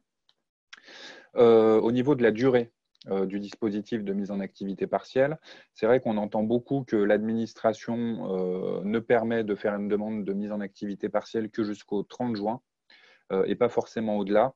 En tout cas, sachez que juridiquement, légalement, vous avez la possibilité de faire une demande pour une durée de 12 mois. Vous n'êtes pas forcément bloqué à cette date butoir du 30 juin. On peut être mis en activité partielle pour une période de 12 mois et c'est important de le savoir puisque effectivement, on ne sait pas comment l'activité des entreprises va reprendre au-delà du 30 juin.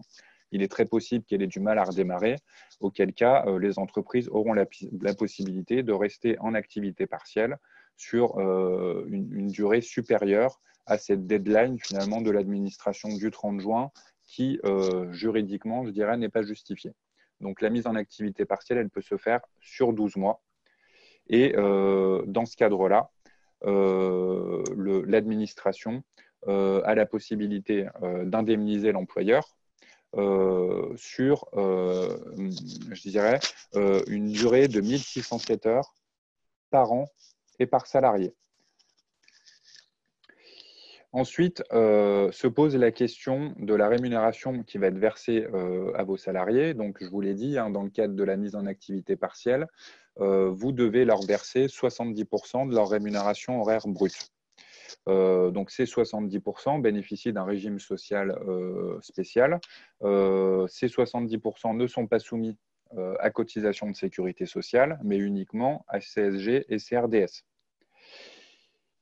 Certains employeurs, même s'ils n'ont l'obligation que de maintenir la rémunération des salariés à hauteur de 70%, peuvent décider de maintenir la totalité de la rémunération de leurs salariés et donc de ne les indemniser non pas à hauteur de 70%, mais à hauteur de 100%.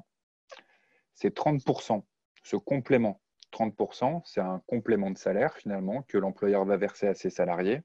Eh bien, l'URSSAF et l'administration considèrent que en termes de charges sociales, ces 30% suivent le même régime social que l'indemnité de 70% qui va être versée aux salariés. C'est-à-dire que ce reliquat de 30% qui va être versé en plus aux salariés sera également exonéré de cotisation de sécurité sociale et ne sera soumis qu'à CSG CRDS.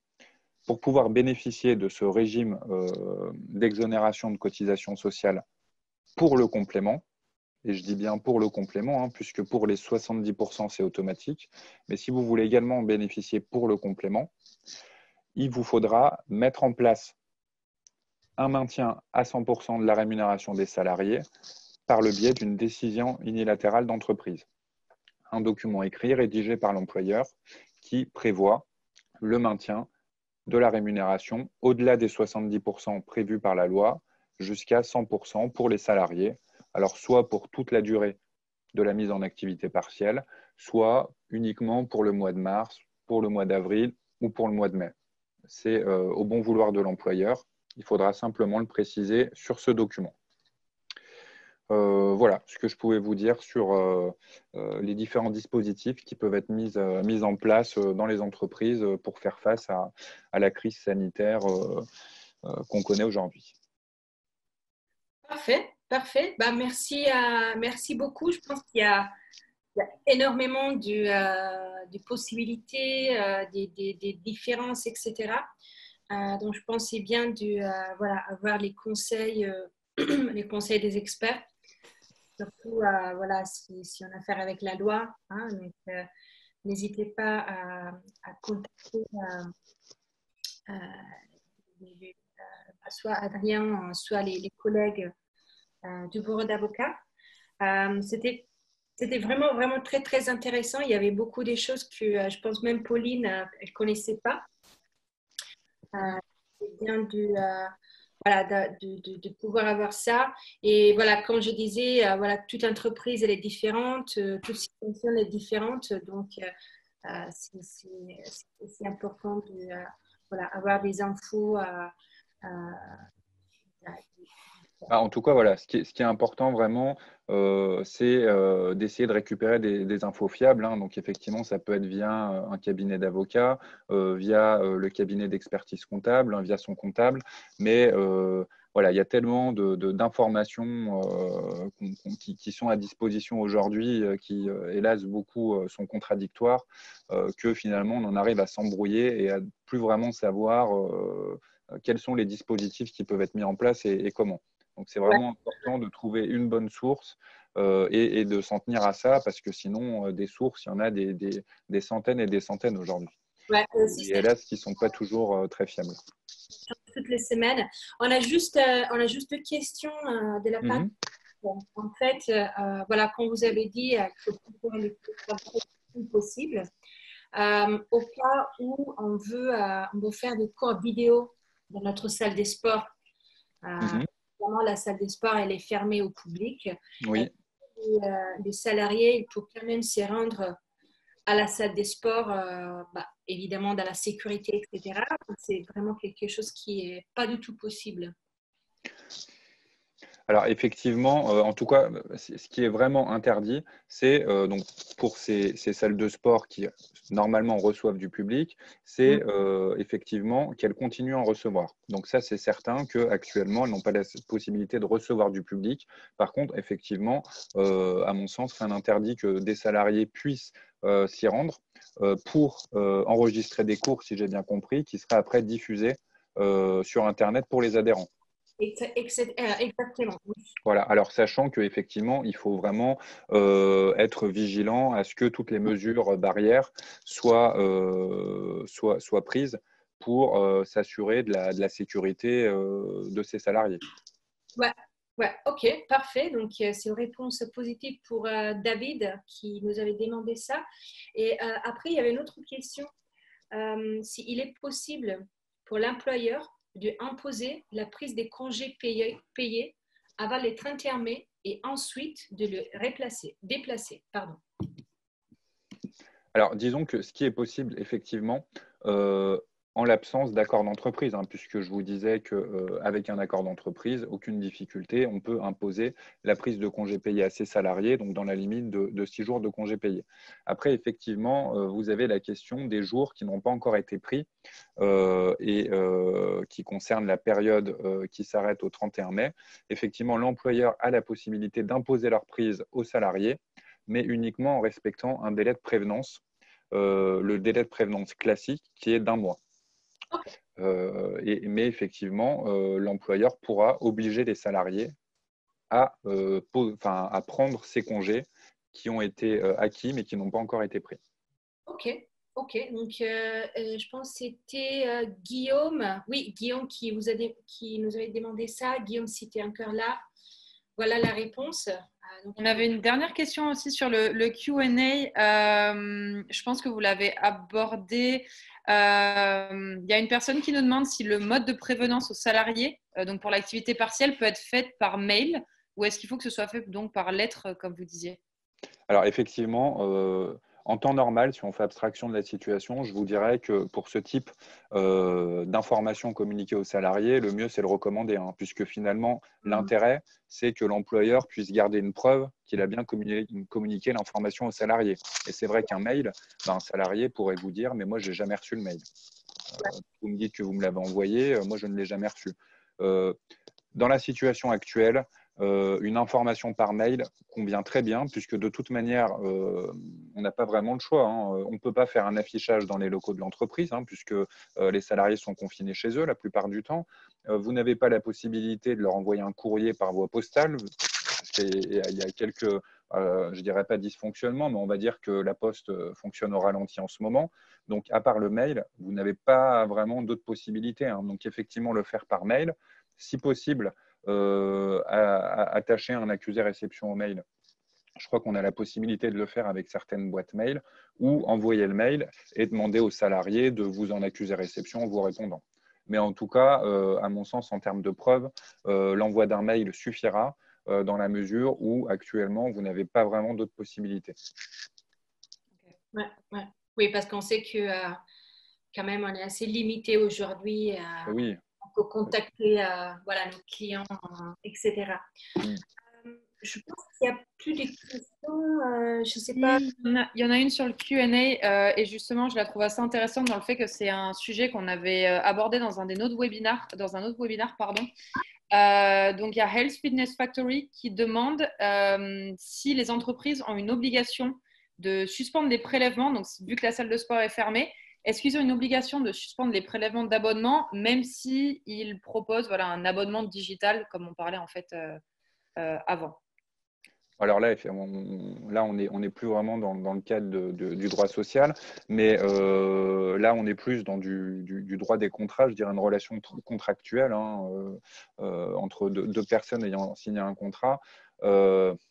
Alors moi, il me semble qu'effectivement, en tout cas contractuellement, l'obligation qui est faite, qui pourrait être faite aux salles de sport, en tout cas, je crois que les salles de sport doivent proposer à minima à leurs adhérents soit effectivement de suspendre le contrat, de suspendre les prélèvements voilà, pendant que la salle n'est pas à disposition pour eux, soit de rallonger la durée de l'abonnement.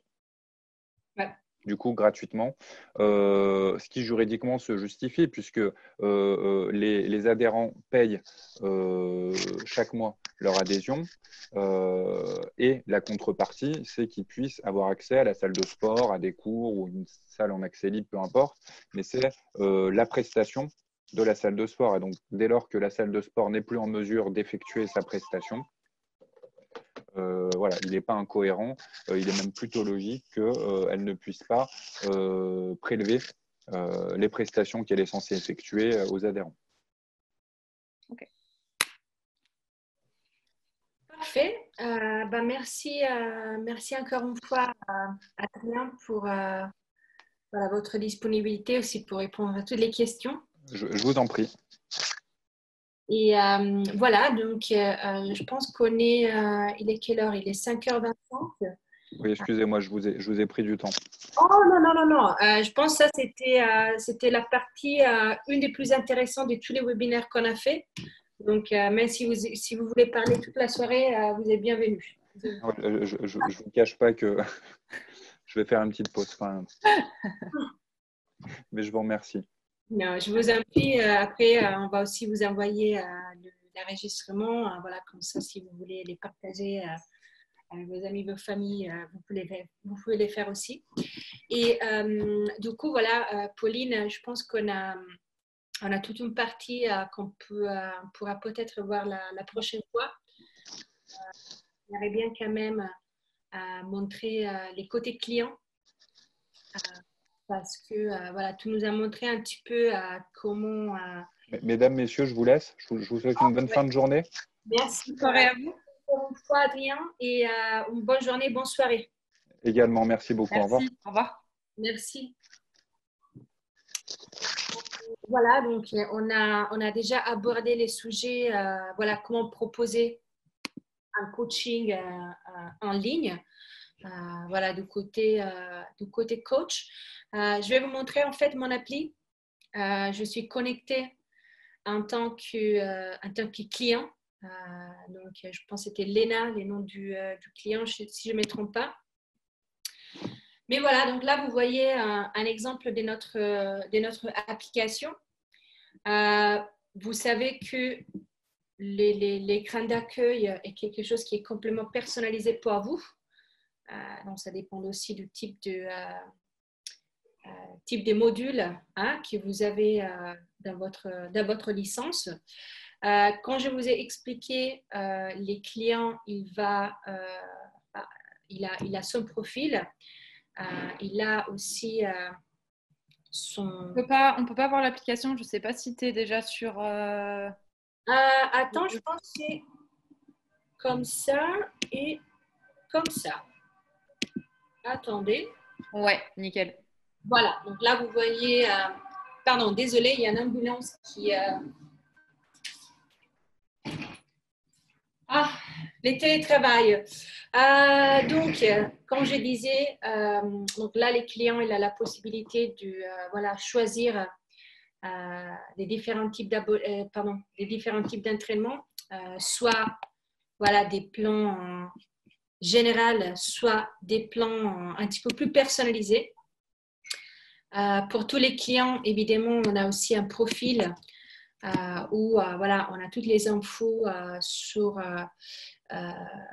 voilà, les coordonnées des contacts, etc. Et quand je vous avais expliqué, il y a la vidéo pour voilà, pour tout exercice. On vous donne aussi accès à Virtual Gym Hub. Il y avait quelqu'un qui m'avait demandé, voilà, sous l'avatar féminin. En fait, ça, c'est quelque chose que, en tant que client, je peux choisir dans mon profil. Très important aussi d'avoir toutes les statistiques d'exécution. Et évidemment, après, les clients, il va aussi pouvoir réserver soit son cours en ligne, voilà, comme Adrien nous a expliqué, il faut préférer les télétravail si possible. Donc voilà, on a aussi la possibilité d'envoyer le salarié, donc les coachs, dans la salle des sports, c'est filmé ou ils peuvent aussi se filmer de chez eux. Et après, les clients qu'il va vouloir réserver, il va pouvoir accéder à votre calendrier. Peut-être il y a quelque chose qu'on peut faire demain.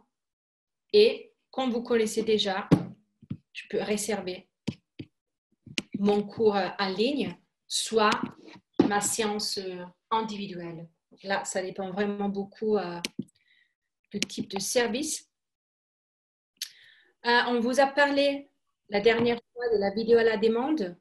Donc là, s'il y a quelqu'un d'entre vous, on sait déjà qu'il y a des clients en France qui ont mis ça en place. Donc là, vous voyez, vous accédez à toutes les vidéos qu'on propose. Ça, c'est un service supplémentaire. On travaille avec une société qui vous propose les vidéos. Et les clients, il va pouvoir choisir par niveau, par type d'équipement, etc. Durée. Donc là, c'est quelque chose de supplémentaire. Allez, hop. Et après, on a aussi la possibilité pour les clients de être toujours à jour avec les nouveautés, etc. dans la communauté. Connecter des montres. Donc là, par exemple, si on fait des défis, on peut aussi connecter la montre. Et après, c'est vraiment à vous de créer votre application, la personnaliser évidemment. Voilà, vous voyez ici, j'ai déjà des... Ça, c'est les plans que Pauline, elle avait rajouté. Donc là, vous voyez, tout est en live. Donc là, c'est vraiment les côtés clients. Donc là, on peut lancer nos services digitaux. On peut après aussi les garder après la crise. Mais là, vous voyez que tout ce que les clients ils peuvent faire dans la salle de sport, ils ont aussi la possibilité de le faire de chez eux. Et on a la technologie qui nous aide beaucoup. Donc voilà, on a Zoom, on a l'application, on a WhatsApp, on a Facebook. Donc, pas vraiment d'excuses. Est-ce que tu veux rajouter quelque chose, Pauline? Non, je pense que tu as bien présenté l'application. Ce qui est important pour vous savoir, c'est que l'application, elle est vraiment personnalisable. Donc, si par exemple, il y a un onglet que vous voulez mettre sur la ligne du dessus, que vous voulez déplacer ou de ne pas intégrer, c'est vraiment vous qui décidez, c'est à votre image. Et évidemment, comme on disait, si vous ne proposez pas de nutrition à vos clients, vous pouvez enlever, comme dans la plateforme web, en fait, vous pouvez enlever le module dans l'application. Voilà, c'est... Oui, encore une fois, entièrement personnalisable. Là, je vais après, évidemment, vous envoyer toutes les infos. Voilà, on a une question de la part de Rémi qui nous demande si on peut laisser des mémos vocaux sur chaque exercice. Non, malheureusement, ça, c'est pas possible. On peut écrire une note. Ça va apparaître avant l'exercice. Donc, malheureusement, ce n'est pas vocal, mais c'est quand même une note. Donc, c'est un pop-up qui va prendre tout l'écran. Donc, c'est comme ça qu'on va s'assurer que les clients vont pouvoir lire ce qu'on a noté.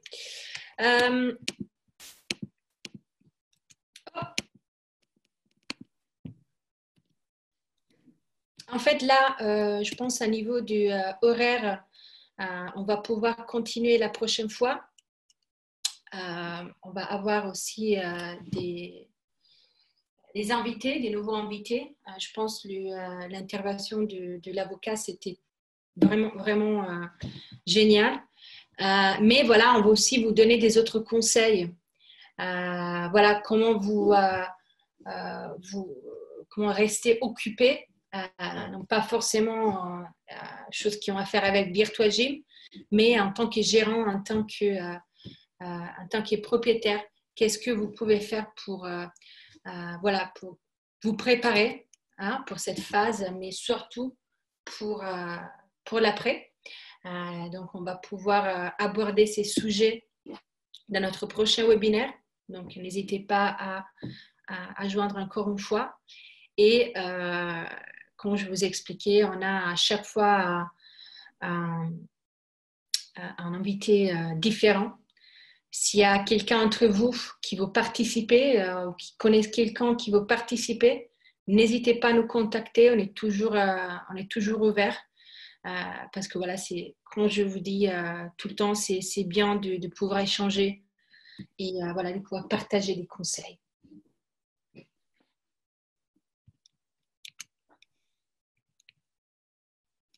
Est-ce qu'il y a des questions? Je ne sais pas combien de gens on a encore. Je pense qu'il y a beaucoup de gens qui sont partis après l'intervention de l'avocat. On sait qu'ils attendaient tout ça. Est-ce qu'il y a d'autres questions avant que... ah oui. Y a-t-il une somme d'entrée à verser en plus que l'abonnement mensuel lorsqu'on prend votre logiciel? Ok, donc là, c'est plutôt à niveau des licences VirtuaGym. Oui, la réponse est oui. En fait, notre licence, et là, en fait, c'est des frais mensuels qui sont calculés sur la base des clients, sur la base des coachs, parce que chacun va avoir évidemment son compte, mais aussi sur la base des modules qu'on a dans notre licence. Il n'y a pas tout le monde qui offre du commerce en ligne. Donc, pas forcément tout le monde à la boutique en ligne. Donc, à partir de ça, on a des frais mensuels. On vous charge aussi des frais d'installation uniques. Et ça va en fait à couvrir toute la partie du conception, personnalisation de votre portail. On va faire une importation des données pour vous. Et surtout, on va former votre personnel sur comment utiliser les logiciels voilà, dans tous ces aspects. Et après, comme vous voyez, vous avez aussi la possibilité de voilà, avoir des conseils des autres experts, des autres clients, etc.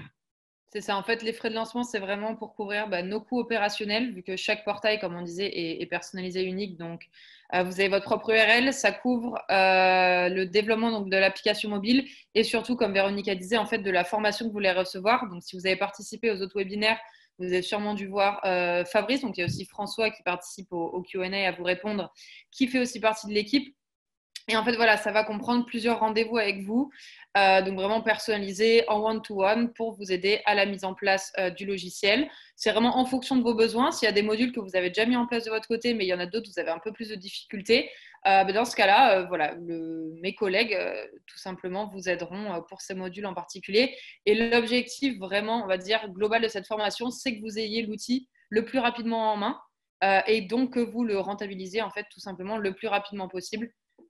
Plutôt que vous, voilà, de votre côté, prendre peut-être un mois pour le faire, alors vous pouvez l'avoir en 2 semaines, par exemple. Ouais. Donc ça, c'est pour les nouveaux clients. Ouais. Après, une fois qu'on est client VirtuaGym, on a les services clients qui est gratuit et qui est illimité. On sait qu'il y a beaucoup de sociétés qui chargent pour un certain nombre des heures où ils ont que le support par chat, etc. En fait, nous, on essaie de rester toujours disponible. Donc, Fabrice, avec son équipe, ils sont disponibles par téléphone, mail et chat. Et voilà, surtout, si après les webinaires, vous, je sais pas, vous avez besoin de quelques conseils un petit peu plus spécialisés, un petit peu plus personnalisés, n'hésitez pas à nous contacter. support@virtuagym.com. En fait, on est là pour vous. Donc, n'hésitez pas, voilà, si vous voulez des conseils un petit peu plus spécifiques. Surtout, on va avoir la petite de Paul, où les gens peuvent dire s'ils veulent des informations supplémentaires. Je ne sais pas si on l'a déjà fait. Oui, on a déjà fait ça. Donc, tous les gens qui ont des informations supplémentaires, ils vont être contactés dans les prochains jours. Et voilà, après, on va montrer comment les logiciels peuvent vous aider dans votre situation spécifique. C'est ça. Mm-hmm. Ok, parfait. Donc, je pense que pour aujourd'hui, on a terminé. Donc, comme d'habitude, vous allez recevoir l'enregistrement dans les prochaines dans les prochains jours. Ça prend un petit peu de temps pour notre équipe pour faire la partie édition de la vidéo, mais ils vont faire ça. Ils vont vous envoyer ça. On va partager avec vous aussi les coordonnées des contacts du Ellipse Avocat. Comme je disais, moi je suis de l'avis que chacun a son boulot. Donc nous, on fait notre boulot, vous faites votre boulot, et un spécialiste en droit, il fait évidemment son boulot. N'hésitez pas à les contacter. Comme je disais, c'est des consultations payantes, mais évidemment, c'est leur boulot. Mais voilà, c'est mieux de dépenser un petit peu d'argent, investir un petit peu d'argent, mais être sûr que on est bien avec la loi. Il ne faut pas rigoler. Donc voilà, comme d'habitude, si vous avez d'autres questions, des sujets, des retours, n'importe quoi, les partager avec nous. Et je pense à la semaine prochaine, pas lundi, parce qu'on est encore en train de digérer tout ce qu'on va manger pour Pâques, même limité peut-être cette année. Mais voilà, on va vous tenir au courant sur la prochaine date. Ouais. Ok, parfait. Merci beaucoup encore une fois, tous les gens qui sont restés jusqu'à la fin. Merci beaucoup. Et je vous souhaite une très très bonne journée. Bonne soirée en fait. Bonne fin de journée, ouais. Oui, en fait, c'est là que c'est encore clair. D'un jour à l'autre, il est clair jusqu'à 8 heures du soir. Je pense que j'ai perdu un petit peu les fils du temps. Mais bon. Merci beaucoup Rémi, qui est très présente dans notre webinaire. Ça, c'est vraiment beaucoup apprécié que les gens soient intéressés, qui participent. Donc, merci beaucoup encore une fois. Au revoir tout le monde. Au revoir, merci. Au revoir.